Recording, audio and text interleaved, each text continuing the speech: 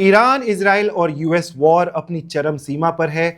हमें जो जानकारी मिली है उसके हिसाब से 560 अमेरिकी सोल्जर्स मारे गए हैं। आईआरजीसी ने बहुत बड़ा दावा किया है, अगर 560 अमेरिकन सोल्जर्स मारे गए हैं तो इससे ये जो पूरा वॉर है और ज्यादा बड़ा हो सकता है। ईरान ने पूरे तरीके से पूरे मिडिल ईस्ट में अपना हड़कंप मचा दिया है और सबसे जो ताजा जानकारी आ रही है कि उन्होंने टर्की को भी नहीं बख्शा है। एक नेटो नेशन, उनसे भी पंगा ले लिया है। कतार ने बोला है ईरान को अब उनको इसकी कीमत चुकानी पड़ेगी जिस तरह के स्ट्राइक्स उन्होंने किए हैं। और अरामको एक कंपनी है जो अमेरिकन कंपनी है और वो ढेर सारा तेल सऊदी अरेबिया से निकालती है। बहुत पुरानी कंपनी है, बहुत बड़ी कंपनी है, अरबों खरबों की कंपनी है, बहुत बड़ा बिजनेस है यूएस और सऊदी अरेबिया का। अरामको के एक रिफाइनरी को पूरी तरीके से ध्वस्त कर दिया।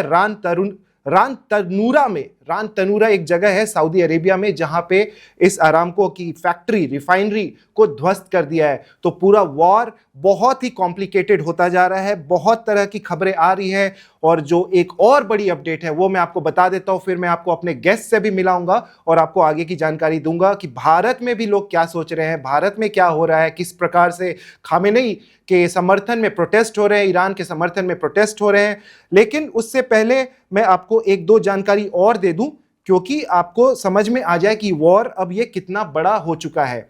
कुवैत में आज क्या हुआ कि यूएस बेसिस जहां पर है वहां पे एक F-15 फाइटर जेट गिरा दिया गया। अभी ये कंफर्मेशन नहीं आई है कि ईरान ने ही उसको गिराया या ये एक फ्रेंडली फायर था। बहुत सारे अपडेट्स आ रहे हैं। आपको पता ही है वॉर में होता क्या है, चलता क्या है, प्रोपेगेंडा। रशिया यूक्रेन वॉर देख ले, आप इजराइल हमास का वॉर देख ले, और अब जो वॉर चल रही है इसमें भी एक तरह का प्रोपेगेंडा शुरू हो चुका है और उसको क्लियर करते हुए हम आपको सारी डिटेल्स दिखाएंगे।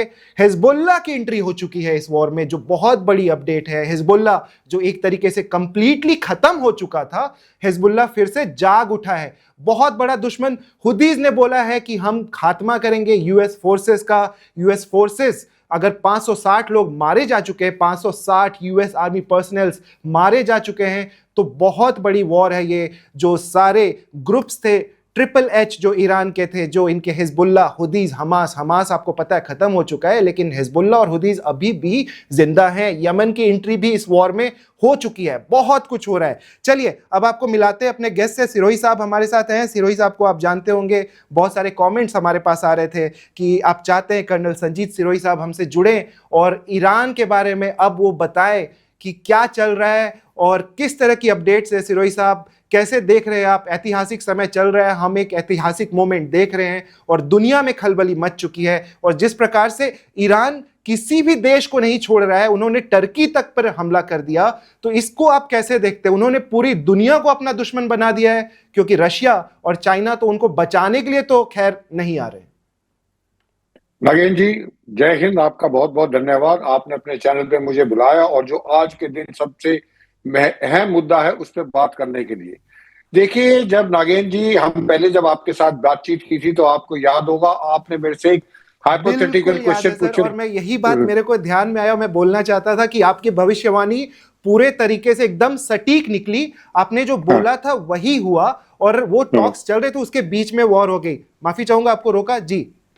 हाँ, तो जैसे आपने उस दिन मेरे से एक हाइपोथेटिकल क्वेश्चन पूछा था कि लड़ाई कब शुरू होगी, तब तक मैं और वोरा साहब ने ये तो कहा था कि लड़ाई होगी, लेकिन मैंने स्पेसिफिक ये कहा था कि आप देखिए जैसे ये टॉक्स खत्म होगी उसके बाद लड़ाई होगी। और लड़ाई 24 घंटे का सिर्फ मेरा जो है थोड़ा ऊपर नीचे था, लेकिन ये था। अब जो है लड़ाई जब तक खमैनी साहब को नहीं मारा था तब तक ये लग रहा था कि ये एक स्ट्राइक करेंगे ईरान को, जैसे, क्योंकि मेरा ये मानना है कि ये लड़ाई 3 फेजेस में होनी थी।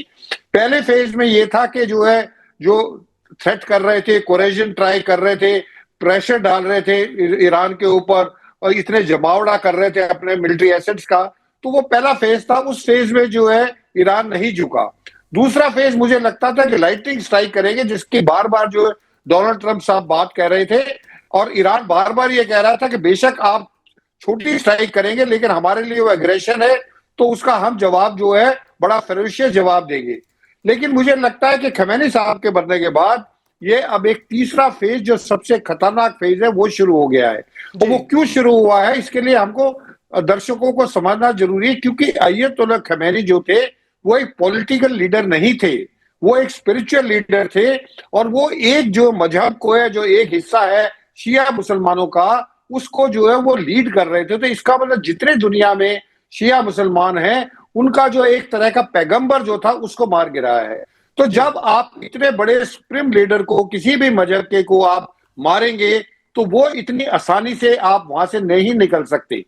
अब जी। ये जो हमला कर रहा है ईरान इजराइल और हमास के ऊपर, इजराइल और अमेरिका के ऊपर तो जायज है, लेकिन ये जो मिलिट्री बेसिस के ऊपर कर रहा है इसी से अमेरिका को ज्यादा नुकसान पहुंचेगा। क्योंकि अमेरिका जो लैंड मास है अमेरिका का, वो ईरान की मिसाइल के से दायरे से दूर है, तो वहां तो कुछ कर नहीं सकते। जी। और ये जितने सुन्नी मुसलमान हैं इसमें जो है ज्यादातर लोगों ने जो है अमेरिका का साथ दिया है, तो इसलिए जो है उनके मिलिट्री बेसिस को ये है। अब सवाल ये आता है कि तुर्की के साथ क्यों किया, क्योंकि तुर्की भी आप देखिए, तुर्की भी जो, तुर्की और ईरान के रिलेशंस कभी भी अच्छे नहीं रहे हैं। तो इसलिए तुर्की को भी चाहता था, क्योंकि देखिए ईरान की अब वो स्थिति है कि हम तो डूबे हैं सनम, तुम्हें भी ले डूबेंगे। ये मुझे जी, कि आर पार की लड़ाई है, आर पार की लड़ाई बोलेंगे इसको सिरोही साहब? तो उनकी तो जो है सर्वाइवल की लड़ाई, उनको पता है कि वो बर्बाद हो जाएंगे, वो खुश हो जाएंगे, लेकिन उनका ये है कि हम तो बर्बाद होंगे लेकिन तुमको भी नहीं छोड़ेंगे। और जो ये सऊदी अरेबिया को, जो अभी आपने एयरकॉम जो कंपनी का नाम लिया है अराकोम, तो ये जो अराकोम सऊदी अरेबिया को तो ईरान पनिश करेगा, क्योंकि सऊदी अरेबिया के ही जो है मोहम्मद बिन सलमान ने जो है डोनाल्ड ट्रंप से कह के हमला कराया है। एक तरफ वो ये कहते रहे कि शांति करो शांति करो, और दूसरी तरफ उनके कान में जो है फुसफुसा के जो है अयतुल्ला खमेनी को बढ़ा। तो इनको सऊदी अरेबिया को, सिरोही साहब, अगर सऊदी अरेबिया से बदला लेंगे, और अब तो क्लियर हो गया कि वो एक दुश्मन है, बहुत बड़े दुश्मन है ईरान के लिए, तो वो ग्राउंड इन्वेजन क्यों नहीं करते? ग्राउंड इन्वेजन में हो सकता है उनको ज्यादा फायदा हो। अभी अगर सऊदी अरेबिया पे ग्राउंड इन्वेजन करते हैं तो इसका ज्यादा फायदा हो सकता है, क्योंकि एयर स्ट्राइक्स में तो ईरान की हार हो सकती है। देखिए ईरान की एयर हो सकती है, लेकिन हर लड़ाई में फेजेस होते हैं। जी। एक होता है सॉफ्टनिंग ऑफ टारगेट, ठीक है, जो पहला फेज होता है वो सॉफ्टनिंग टारगेट के, जो आपके टारगेट उनको सॉफ्टन किया जाए, जी। ठीक है। तो अभी ईरान जो है सॉफ्टनिंग और टारगेट में है, वो देख रहा है कि किस तरीके से, कहां पे गैप अवेलेबल है, कहां से वो क्या कर सकता है। और ये जो मैं बता रहा हूं, जो वाहिदी साहब को जो आईआरजीसी का चीफ बनाया है, वाहिदी साहब पहली बात तो फाउंडिंग फादर हैं आईआरजीसी के। नंबर वो, he is considered as the most important strategist as far as the warfare is concerned. तो जब वो ऊपर बैठे हुए हैं तो वो अपने हिसाब से लड़ाई लड़ेंगे, क्योंकि उनको भी पता है कि इतने देशों के साथ लड़ना बड़ा मुश्किल है, लेकिन उनकी बड़ी कैलकुलेटेड मूव है। और नागेंद्र साहब, ये जो आप बता रहे हैं कि 560 जो है अमेरिकन सोल्जर्स को मार दिया गया है, अगर मैं कहता हूं इनमें 560 में से सिर्फ 160 भी मरे हैं, तो डोनाल्ड ट्रंप साहब के लिए बहुत बड़ी मुश्किल बढ़ने वाली है। क्योंकि अमेरिका में एक बॉडी बैग जाता है तो तहलकम बच जाता है, इतने बॉडी बैग जाएंगे तो मेरे को लगता है डोनाल्ड ट्रंप साहब जो है कुछ बोल नहीं पाएंगे। और खबरें ये है कि डोनाल्ड ट्रंप साहब से जब क्वेश्चन पूछा गया तो डोनाल्ड ट्रंप साहब बिना सवाल का जवाब दिए हुए निकल गए, उनके पास अभी कोई जवाब नहीं है। उन्होंने अपने एड्रेस में, कल रात उन्होंने एड्रेस किया था सिरोही साहब, उन्होंने बोला कि और भी अमेरिकन सोल्जर्स मरेंगे। वो खुद बोल रहे हैं 3 कंफर्म्ड है, 3 अमेरिकन सोल्जर्स मारे गए, कुछ इंजर्ड भी हैं, और ट्रंप ने खुद बोल दिया कि और भी सोल्जर्स मरेंगे। आप समझिए कि एक प्रेसिडेंट खुद ये बात बोल रहा है अपनी जनता को, और उसको जनता को एक्सेप्ट करना पड़ेगा। तो बहुत गंभीर मामला दिख रहा है। थोड़ा अब ये समझाइए कि हम पहले बात कर रहे थे कि दूसरे जो देश हैं वो अटैक नहीं करेंगे, लेकिन अब तो मैसेजेस आने लग गए। अब सऊदी अरेबिया भी बोल रहा है, कतार भी बोल रहा है कि ईरान को जो भी उन्होंने हमला किया है उसका चुकाना पड़ेगा, उसका हिसाब चुकता करेंगे ये देश। तो अब अबू धाबी भी, उन्होंने अपनी एम्बेसी भी बंद कर दी, यूएई ने अपनी एम्बेसी बंद कर दी है ईरान में। तो आपको लगता है कि यूएई से कोई हमला आ सकता है, या कतार या सऊदी अरेबिया से भी हमला आ सकता है? नागेंद्र जी, मेरा अपना ओपिनियन है, आई मे बी रॉन्ग, पर मेरा ओपिनियन ये है कि हमला नहीं आएगा। ये सिर्फ जो है उनको डराने की कोशिश की जा रही है। पहले डोनाल्ड ट्रंप साहब और बेंजामिन नेतन्याहू साहब डरा रहे थे, अब ये बाकी देश डरा रहे हैं। और इनको भी पता है। ये इन देशों का वो हाल है कि जब आदमी जो है चौकीदार होता है वो रात को बोलता रहे जागते रहो जागते रहो जागते रहो। अगर हम जागते रहेंगे तो तुम क्या करोगे? तो जब आदमी को डर लगता है तो वो गाना गाने लगता है। तो इनको डर लग रहा है तो ये अब जो है थ्रेट करना शुरू कर रहे हैं। इनमें किसी भी देश में इतनी ताकत नहीं है। अभी तो वो जो है सिर्फ सऊदी अरेबिया को छोड़ के बाकी सिर्फ अमेरिकन मिलिट्री बेसिस पे हमला कर रहा है। अगर इन्होंने ये गलती करी कि इन्होंने ईरान के ऊपर हमला किया तो ईरान इनको तबाह करके छोड़ देगा। ईरान तो तबाह है, लेकिन ये अबू धाबी और ये दुबई और ये जो एयरपोर्ट हो रहे हैं ये बिल्कुल खत्म हो जाएंगे। और सारे के सारे जितने एयरलाइंस हैं इनके, आपने देखा होगा सबके शेयर जो है क्रैश कर गए। नागिन जी सिरोही साहब, अब हमें थोड़ा समझाइए कि आपने जैसे बात की फेजेस की कि वॉर एक फेज में लड़ा जाता है, तो ईरान ने पहले बोला था जब पहले दिन अटैक किया तो उन्होंने बोला कि हमने अपने पुराने स्टॉक पाइल्स को इस्तेमाल किया, अभी तो हमने नए स्टॉक पाइल्स का इस्तेमाल करना शुरू किया भी नहीं। आपको लगता है कल जो उन्होंने हमले किए हैं, चाहे वो यूएसएस जेराल्ड फोर्ड पे, माफी चाहूंगा अब्राहम लिंकन पे उन्होंने अटैक किया, 4 मिसाइलें दागी, अभी वो कौन से मिसाइल इस्तेमाल कर रहे हैं और फेज के हिसाब से अभी हम और कितना ज्यादा डिस्ट्रक्शन या कितना तेजी से इसको बढ़ता हुआ देख सकते हैं? इजराइल में उन्होंने अटैक किया, 9 लोगों 10 लोगों को मार दिया ऑलरेडी। ये बहुत ही नामुमकिन सा दिखता है आयरन डोम के सामने, लेकिन उन्होंने ये किया। ईरान में 550 मारे गए, ये भी खबर आ रही है। लेकिन अब मिसाइलें कौन सी इस्तेमाल हो रही हैं यूएस की तरफ से? ईरान के पास बहुत बड़ा जखीरा है, ये तो हमें पता है, लेकिन कौन कौन सी मिसाइलें हैं, कितना पावरफुल अभी स्ट्राइक है सर? देखिए नागेंद्र जी, मैं आपको ये बता रहा हूं कि ये जो उन्होंने कहा था कि अभी तो हमने पुराने मिसाइल की हैं।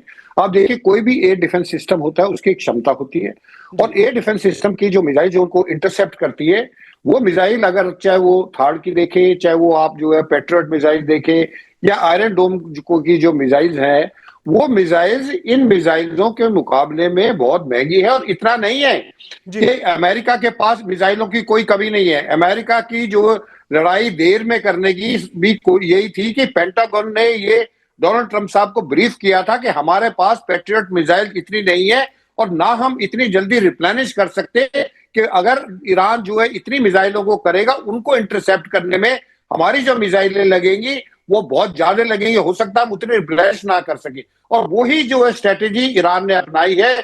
उन्होंने शुरू में वो मिसाइलें फायर करी है जिनका उनके ऊपर भरोसा नहीं था, ताकि इजराइल की और अमेरिका की जो मिसाइल्स हैं उनकी जो है क्वांटिटी कम हो जाए। और जब उनकी क्वांटिटी कम हो जाए, जब उनके इंटरसेप्शन करने की क्षमता कम हो जाए, तो फिर वो अपनी जो आधुनिक मिसाइल्स हैं जो उन्होंने बहुत दिनों से रखी हुई हैं, वो उन मिसाइल्स को इस्तेमाल करें। और यही वजह मुझे लगती है कि अब जो मिसाइल जितनी यूज हो रही है वो वही मिसाइल है और वो बड़ी कारगर मिसाइल है। जब भी आप देखिए कि जो इंटरसेप्शन करने वाले जो एयर डिफेंस सिस्टम है वो भी इंटरसेप्ट नहीं कर पा रहे हैं, और जो है तबाही जो है ईरान में हो, तबाही जो है बाकी मिडिल ईस्ट की कंट्रीज में, तबाही जो है दिन पे दिन बढ़ती जा रही है।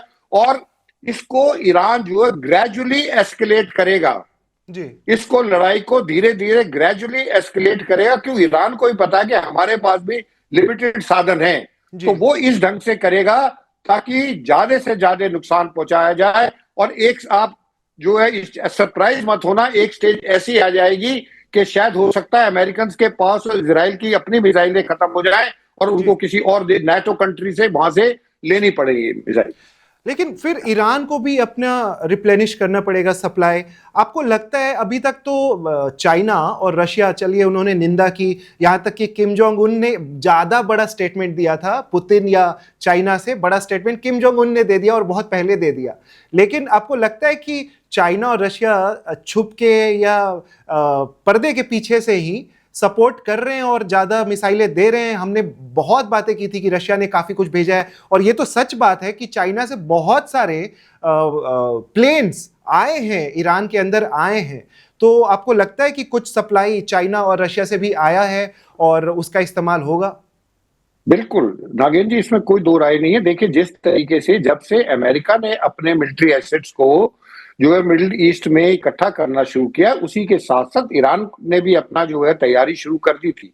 क्योंकि ईरान को भी पता था, चाहे टॉक्स कितनी भी हो, पिछले साल का उनका एक्सपीरियंस था कि 5 जो है टॉक्स होने के बाद 6ठी टॉक से पहले हमला कर दिया था।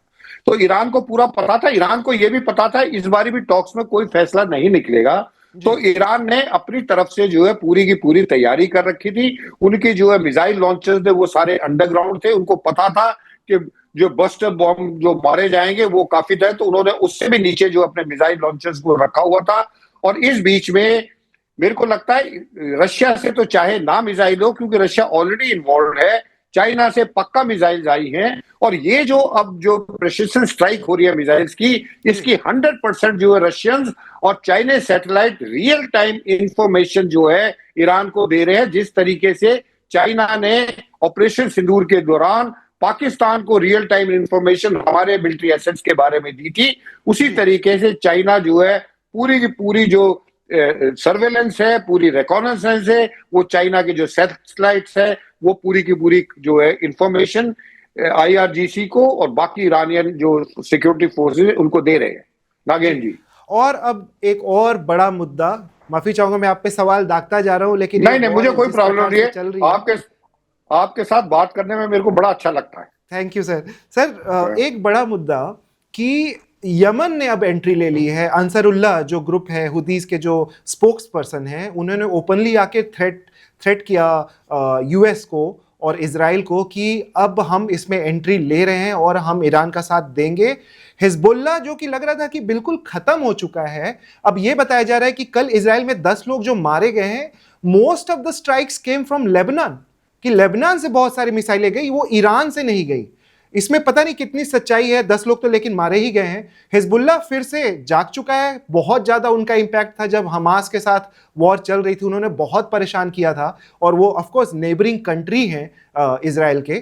तो आपको लगता है कि ये बहुत मामला गंभीर होने वाला है और जो इनके रेजिस्टेंस फोर्सेस हैं ईरान के, दे आर बैक? बिल्कुल, absolutely Nagendra ji, absolutely they are back and they are prepared and they are going to fight very very ferociously. आप देखिए, हमास को आपने कर दिया, क्योंकि हमास को गाजा जो है, गाजा की ज्योग्राफिकल लोकेशन ऐसी है कि वो कुछ नहीं कर सकता, बिकॉज एक साइड उसके समुंदर है, बाकी साइड उसके जो इजिप्ट थोड़ा सा है और बाकी इजराइल है। तो Gaza was a different thing, पर लेबनान जो हिजबुल्लाह है, it is a different, number one. Number two, Hezbollah is not only a militant organization, it is a political organization also. तो वहां के जो लोकल पब्लिक है, they are also supporting Hezbollah. Last time they were not supporting Hezbollah because they were fighting with Israel. Now they are supporting Hezbollah because Ayatollah Khamenei has been killed by American and Israeli forces. शिया connection, उनका शिया connection. तो जो अब जो आम आवाम जो public जो है हिजबुल्लाह के या हमास के खिलाफ थी कि भाई तुमने हमको भी मुसीबत में डाल दिया, अब हर जो शिया है, चाहे वो दुनिया के किसी भी कोने में है, वो अपनी जान वो शहीद होने के लिए तैयार है खमेनी जी के लिए। तो मेरा पॉइंट कहने का है कि ये जो हिजबुल्लाह है, अब ये रिवाइव हो गया है। हौतीस का तुम पहले भी कोई नुकसान खास नहीं कर सके थे, सिर्फ मिसाइल दाग सकते हो, मिसाइल हौतीस भी डाल सकते हो। सबसे ज्यादा जो हौतीस की जो एडवांटेज है वो ये है कि जितना आपने स्टेट ऑफ हॉर्मुज जो है बंद करा दी है, आपने रेड सी के अंदर हॉर्मुज अगर नहीं कार्गो शिप्स को नहीं जाने देगा, और खासतौर पर अमेरिकन की या इजरायली स्पॉन्सर्ड कार्गो शिप्स जो हैं, और या जो मिडिल ईस्ट की कंट्रीज है उनके कार्गो शिप्स है, तो आप देखिए कितना बड़ा संकट जो है मिडिल ईस्ट में नहीं पूरी दुनिया के लिए कितना बड़ा संकट क्रिएट हो चुका है। और ये जो प्रॉक्सीज, और एक प्रॉक्सी और है जो कि इराक में है, ठीक है, उसका भी नाम है कादेब हिजबुल्लाह। वो उन्होंने भी कसम खाई है, लड़ाई होने से 2 दिन पहले उन्होंने अपने फाइटर्स को कहा है कि अगर लड़ाई होती है तो आप जो है शहीद होने के लिए तैयार हो जाओ। तो ये खमेनी साहब को मार के इन्होंने बहुत बड़ी गलती करी है। अब पूरा का पूरा शिया जो है कम्युनिटी है, वो ईरान की जो है, चाहे ईरान में हो चाहे बाहर कहीं हो, इजराइल और अमेरिका का सबसे बड़ा दुश्मन बन चुका है। और ये जो है लड़ाई, जब तक एक भी शिया जिंदा है, ये लड़ाई जो है बंद होने नहीं आई। ये बहुत बहुत बड़ी बात आपने बोली। एक तरीके से शायद ट्रंप ने सबको यूनाइट कर दिया और अब उनके लिए बड़ा मुश्किल हो सकता है। लेकिन जैसे हमने बात की स्ट्रेट ऑफ हॉर्मुज, बहुत ज्यादा प्रेशर ट्रंप पे बन सकता है क्या? क्योंकि बिजनेसेस तो कंप्लीटली रुक जाएंगे। यहां तो केवल एक देश की बात नहीं, भारत की भी बात है और चाइना इसमें इन्वॉल्व है ही। फिर आपके ऑस्ट्रेलियन ऑयल्स तक आते हैं स्ट्रेट ऑफ हॉर्मुज, वहां से वहां उधर की रिफाइनरी से होकर के आते हैं। तो आप थोड़ा समझाइए कि ट्रंप के ऊपर कोई प्रेशर डाल सकता है क्या? हो सकता है कि देश ना डाल पाए, लेकिन ये जो बिजनेसमैन है जो ट्रंप को वहां पे बिठा रखा है जिन्होंने, या अरामको जैसी कंपनीज हैं, इतना सारा पैसा और इतना कुछ इन्वॉल्व होता है, तो ट्रंप के ऊपर कोई ऐसा इंसान है जो प्रेशर बना सकता है और वो बैकफुट पे आ सकते हैं, क्योंकि स्ट्रेट ऑफ हॉर्मुज पूरा ईरान और हुतीज के कंट्रोल में है। देखिए नागेंद्र जी, डोनाल्ड ट्रंप साहब को आपने ठीक नस पकड़ी है। डोनाल्ड ट्रंप साहब की, डोनाल्ड ट्रंप साहब को कोई फर्क नहीं पड़ता ऑस्ट्रेलिया में तेल जाए, चाइना में ना जाएगा तो बड़े खुश होंगे, इंडिया में नहीं जाएगा तो और ज्यादा खुश होंगे, ठीक है। लेकिन जापान भी डिपेंडेंट है स्टेट ऑफ हॉर्मुज के ऊपर, साउथ कोरिया भी स्टेट ऑफ हॉर्मुज के ऊपर है, न्यूजीलैंड भी है। तो ये जितनी कंट्रीज हैं ये सारी के सारी स्टेट ऑफ हॉर्मुज के ऊपर है।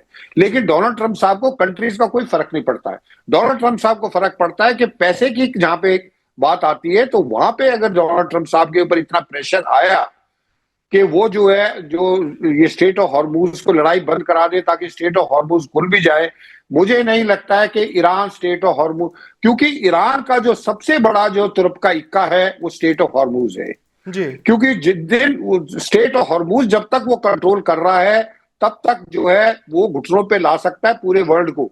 लेकिन अगर स्टेट ऑफ हॉर्मुज उनके हाथ से निकल जाता है तो फिर ईरान के पास कुछ नहीं रह जाएगा। तो मुझे लगता है स्टेट ऑफ हॉर्मुज के लिए ईरान आखिरी गोली, जो कहते हैं आखिरी गोले तक जो है स्टेट ऑफ हॉर्मुज को खुलने नहीं देगा वो। तो डोनाल्ड ट्रंप साहब को मैं कह रहा हूं, डोनाल्ड ट्रंप साहब ने अपने आप को इस मुसीबत में डाल दिया है।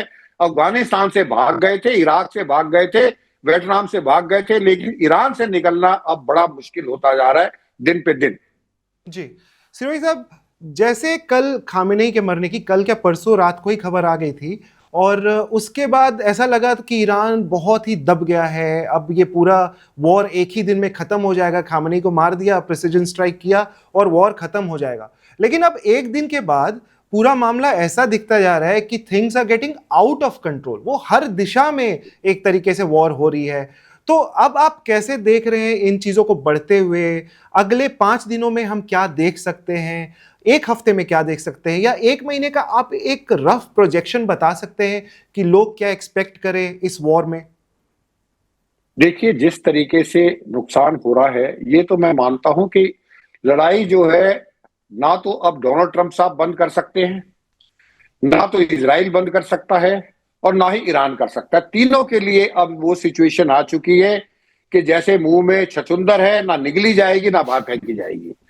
क्योंकि अगर डोनाल्ड ट्रंप साहब जो है अब लड़ाई, जैसे पिछली बार इन्होंने 21 या 22 जून को जब इन्होंने मिडनाइट हैमर किया था और रात को ही अगले दिन सुबह जब कतर के ऊपर ईरान ने हमला किया था, तो उस समय इन्होंने यूनिलैटरल सीज फायर कर दिया था और ईरान ने भी मान लिया था। नेतन्याहू को ही गालियां देने लग गए थे, नेतन्याहू को गाली देने, फिर नेतन्याहू ने भी जो है अपना मजबूरी में, नेतन्याहू कभी भी सीज फायर नहीं चाहते लेकिन वो भी मान गए थे क्योंकि सबके लिए फेस सेविंग कुछ ना कुछ हो गई थी। जी, ठीक है। डोनाल्ड ट्रंप साहब की फेस सेविंग ये थी, इन्होंने डिक्लेयर कर दिया कि all these 3 sites have been obliterated and enriched uranium जो था वो खत्म हो गया। आज उन्हीं साइट्स को कह रहे हैं स्टॉक्स में कि आप इनको खत्म करो। अरे जब वो खत्म हो गए तो दोबारा क्यों खत्म करा रहे हो? नंबर 1। नंबर 2 जो है, ईरान को ये फेस सेविंग हो गई थी कि हमने जवाबी हमला किया, हमने कतर के ऊपर हमला कर दिया, वो भी शांति से बैठ के। और बेंजामिन नेतन्याहू के पास कोई चॉइस नहीं थी, अगर अमेरिका सीज फायर कर रहा है तो उनको माननी पड़ी। इस बारी तीनों की सिचुएशन ऐसी है कि तीनों के तीनों जो है सीज फायर मानने के लिए तैयार नहीं हो सकते। ईरान नहीं मानेगा क्योंकि उनका तुमने सुप्रीम लीडर जो है, जिसको वो इतने सालों से पूछते आए हैं, उसको आपने मार दिया। उसको नहीं मारा, उसकी लड़की को मार दिया, देवती को मार दिया, उसके दामाद को मार दिया और बाकी जो उनके जो टॉप लीडरशिप थी उनको आपने खत्म कर दिया। तो how will they accept this कि भाई हमने अपने लीडर मरवा दिए और हमें कोई एतराज नहीं, चलो शांति कर लो। नंबर 1। नंबर 2, डोनाल्ड ट्रंप साहब क्या कहेंगे? इतना बड़ा जमावड़ा किया, हासिल क्या किया? रजीम तो चेंज नहीं हुआ। अयोतुल्ला खमेनी मरा है लेकिन रजीम चेंज नहीं हुआ है। They are still in control. उनका अपना जो काउंसिल बना रही है उन्होंने, वॉर काउंसिल, और उसको वॉर काउंसिल लड़ाई लड़ रही है। रजीम भी चेंज नहीं हुआ। अब इजराइल क्या मुंह दिखाएगा कि जी Israel was the first one to strike और इजराइल अब अपने आप लड़ाई में। तो ये तीनों के तीनों ऐसे फंस चुके हैं कि इसमें से तीनों का निकलना जो है बहुत मुश्किल है। अब इसमें वही हार मानेगा जिसके पास हथियार या लड़ने की क्षमता खत्म हो जाएगी। तो उस केस में Iran is the first one जिसका जो है ज्यादा बुरा हाल होगा। लेकिन वो बुरा हाल होने से पहले बाकियों का भी बहुत ज्यादा बुरा हाल करके जाएगा। बहुत सारी जाने जाने वाली है, ये तो तय है। अब इजराइल के जो पीएम हैं, उन्होंने कल एक वीडियो मैसेज जारी किया। उन्होंने बाहर खड़े होकर बिल्कुल दिखाया कि इजराइल बिल्कुल सेफ है, और उसी समय 10 लोग मारे गए थे, सिनेगॉग पे अटैक हुआ। उन्होंने अपने स्टेटमेंट में बोला कि हम तब तक नहीं रुकेंगे जब तक ये 40 साल पुरानी रिजीम को हम खत्म नहीं कर देते। कॉन्फिडेंस होगा क्योंकि खामेनी को उन्होंने मार गिराया था। अब रिजीम तो चेंज हुआ नहीं, और ईरान ने एक चतुराई दिखाई या बहादुरी दिखाई कि उन्होंने 24 घंटे भी पूरे नहीं हुए और एक नया सुप्रीम लीडर उन्होंने अनाउंस कर दिया। सब कुछ जैसा था वैसे ही चल रहा है। स्ट्राइक बहुत तेजी से बढ़ा दी।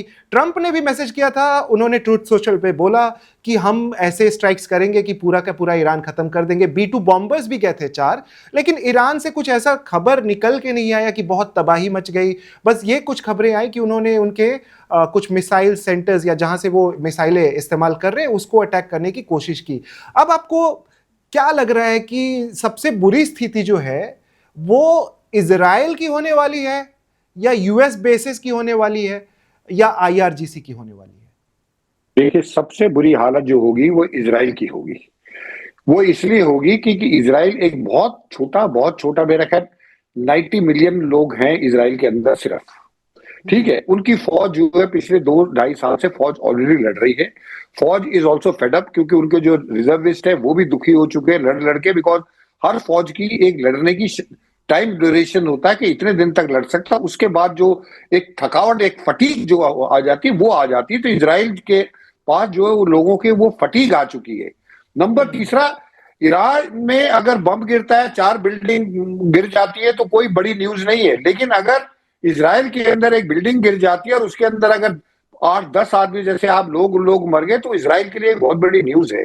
तो इसलिए सबसे ज्यादा जो खतरनाक काम होगा वो इजराइल का होगा, मैन पावर में, ह्यूमन रिसोर्सेज में, और उनका जो है मिलिट्री एसेट्स में, या उनके जो है सिविलियन इंफ्रास्ट्रक्चर में। नंबर दूसरा जो है ईरान का होगा, क्योंकि ईरान के ऊपर जो है दोनों देश जो है, जो most powerful country in the world जिसको कहते हैं अमेरिका कर रहा है, और 2 बेड़े उसके लगे हुए हैं। एक साइड मेडिटेरियन सी में गैरल्ड हॉफोर्ड है, दूसरी साइड अब्राहम लिंकन है, और उनके साथ जो है कितने जो है जहाज, सबमरीन्स और डिस्ट्रॉयर्स और सब कुछ है, और उसके बाद जो है हवाई जहाज वगैरह है। नुकसान अमेरिका के में होगा, लेकिन अमेरिका इस नुकसान को झेल सकता है। ईरान का तो नुकसान होगा, इसमें कोई दो राय नहीं है। और जो मिडिल ईस्टर्न कंट्रीज जो थ्रेट कर रही है ईरान को, जिससे सऊदी अरेबिया भी है, कतर भी है, अबू धाबी, UAE भी है, अगर इन्होंने भी ये गलती करी, ये भी बर्दाश्त नहीं कर पाएंगे जी। और अगर ये स्टेट ऑफ हॉर्मूज बंद हो जाता है तो इनका जो तेल, ईरान से का तेल तो बंद होगा ही होगा, लेकिन जो इन देश है इनका भी तेल बंद हो जाएगा। तो इनकी इकोनॉमी तो तेल पे ही चलती है, बाकी इनके यहाँ तो खजूर के अलावा तो कुछ होता ही नहीं है। नागेंद्र जी, अब एक और खबर है सर, वो भारत से रिलेटेड है।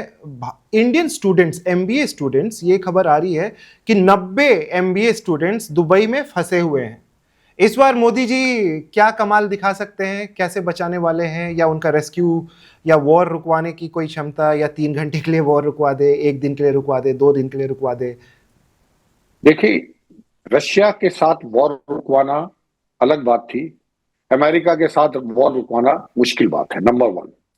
नंबर 2 जो है, जो एयरपोर्ट है, जैसे इनका दुबई एयरपोर्ट वगैरह, वो ये 90 स्टूडेंट्स, क्या पता नहीं कितने लोग वहां पे बैठे हुए हैं, बिल्कुल। और वहीं पे जो है वो, और कई दुबई में तो कई लोग जो है अपना खाना खाते हैं और अपना नीचे बेसमेंट में जाके सो रहे हैं, तो वहां से निकलना। लेकिन हाँ, अगर थोड़ा बहुत लल इन बैटल आ जाता है तो या तो बाई सी उनको निकाल सकते हैं या बाई एयर उनको निकाल सकते हैं, अगर ये एयरपोर्ट वगैरह पे जो है फ्लाइट्स वगैरह शुरू हो जाती है। अदरवाइज अभी कोई मोदी जी के पास कोई उसका जो अलादीन का चिराग नहीं है कि वो निकाल लेंगे, अभी नहीं निकल पाएंगे। और खासकर आपने 2 दिन पहले वॉर जो शुरू हुई, उसके 1 दिन पहले आप इजराइल में थे, तो ऐसा तो बिल्कुल नहीं होगा कि मोदी जी को पता नहीं था कि स्ट्राइक होने वाली। आपको लगता है कि ये पता होगा, या इस तरह की डिस्कशंस होती है कि नहीं? वोरा साहब होते तो ज्यादा वो राजनयिक के तरीके नहीं होता, हाँ वो राजनयिक तरीके से, लेकिन आपको लगता है सर कि मोदी जी को पता होगा या नहीं होगा जब ये वो गए थे वहां इजराइल में थे,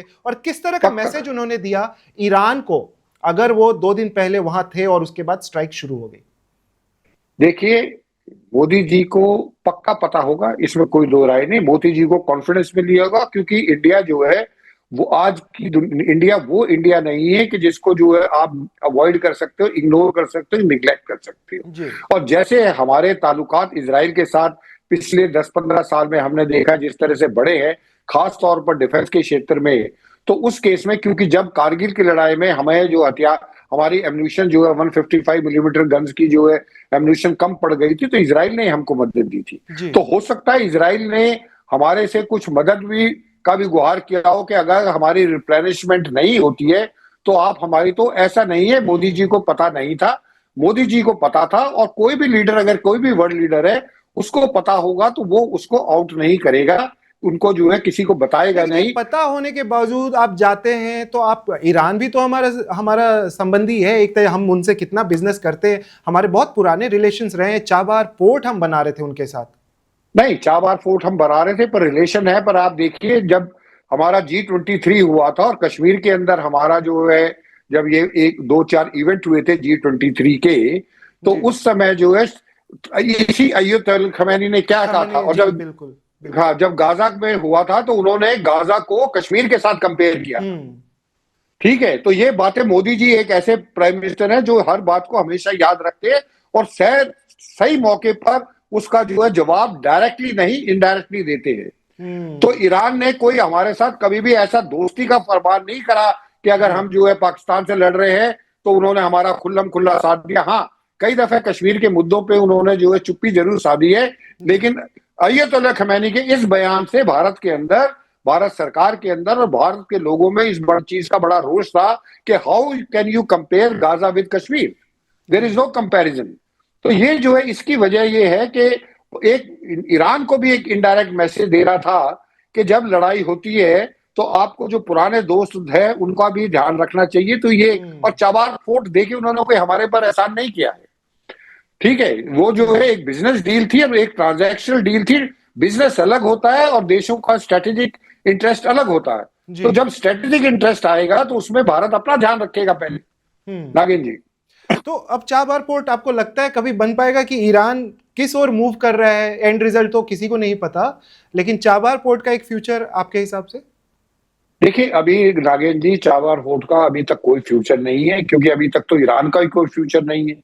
जी। अब जो वो वहां पे कौन सी रजीम आती है, उस रजीम के साथ हमारे ताल्लुकात कैसे होते हैं, उसके ऊपर जो है फिर होगा। अगर रजीम ऐसा न्यूट्रल आ जाता है या प्रो इंडिया आ जाता है तो हो सकता है कि चाबार फोर्ट में दोबारा हमारी इन्वेस्टमेंट हो जाए, क्योंकि चाबार फोर्ट हमारे लिए बहुत जरूरी है। सेंट्रल एशियन कंट्रीज में या अफगानिस्तान के साथ हमारे जो हम अगर हम कुछ भेजना चाहें या सेंट्रल एशियन कंट्रीज में हम भेजना चाहें तो चाबार ही फोर्ट ऐसा है। और दूसरा जो नॉर्थ साउथ कॉरिडोर है जो रशिया से स्टार्ट होता है ऊपर से और नीचे तक आता है, इसमें भी हमारा इंटरेस्ट है, क्योंकि हमारा सेंट्रल एशियन कंट्रीज के साथ हमारे ताल्लुकात बहुत अच्छे हैं।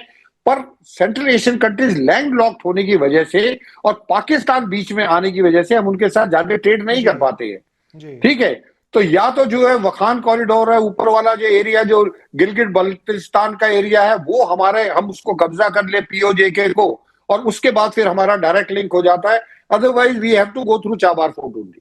जी सिरोही साहब, हमारे एक व्यूअर हैं, उनका एक सवाल है कि आईआरजीसी ने अगर बोला कि हमने 560 सैनिकों को मार दिया, अमेरिकी सैनिकों को, हमें उस पर कितना विश्वास करना चाहिए, कितना सच हो सकता है ये?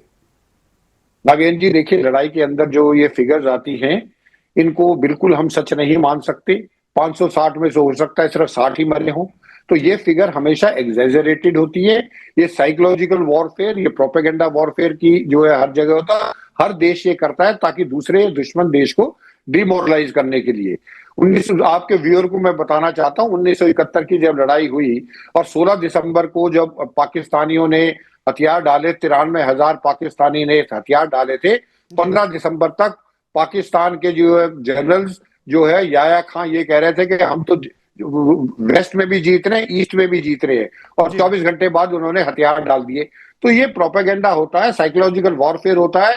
इसका जो है अभी पुष्टि नहीं है।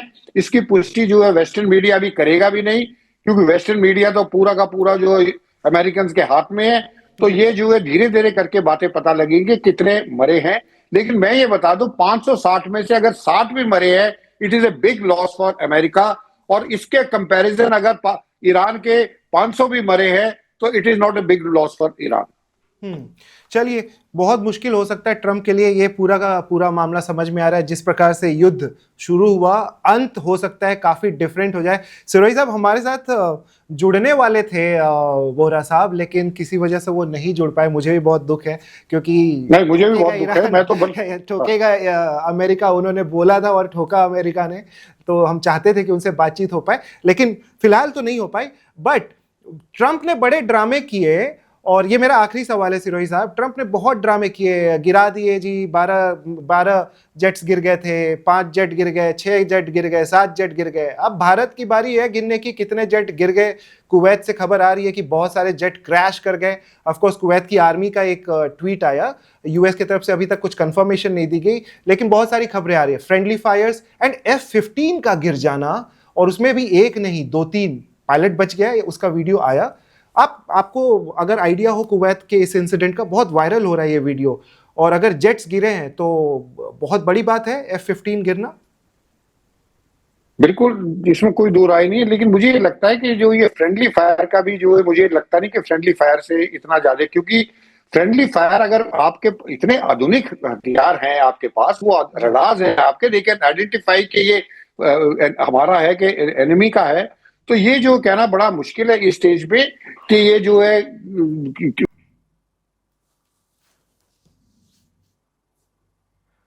जी, मुझे लगता है कि कनेक्शन डिस्कनेक्ट हो गया, कनेक्शन चला गया। हम कोशिश करेंगे कि अगर वो जुड़ पाए फिर से तो हम आपको लाएंगे। लेकिन जो बड़ी अपडेट है इस पूरे वॉर में, अभी तक की जो सबसे बड़ी अपडेट्स है वो मैं आपको बता दूं।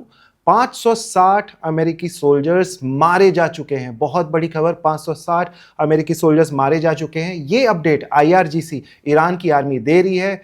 कुवैत में कम से कम 2 से 3 जेट्स बिल्कुल टूटे फूटे, ऐसे वीडियोस, जेट्स के गिरने के वीडियोस आए हैं कुवैत से। कुवैत ने यह भी बोला है, अमेरिका के खिलाफ बोल दिया, जहां की खुद अपना बेसेस है, US बेसेस हैं, अमेरिका के खिलाफ उन्होंने बोला कि ट्रंप ने ढकेल दिया वॉर में और अब झेलना उनको पड़ रहा है। इस तरह के अटैक्स हो रहे हैं, कतर के ऊपर अटैक हो रहे हैं, उसके अलावा टर्की के ऊपर अटैक हो गया, जो कि एक नेटो नेशन है। अब देखिए कि इसमें नेटो की एंट्री होती है कि नहीं।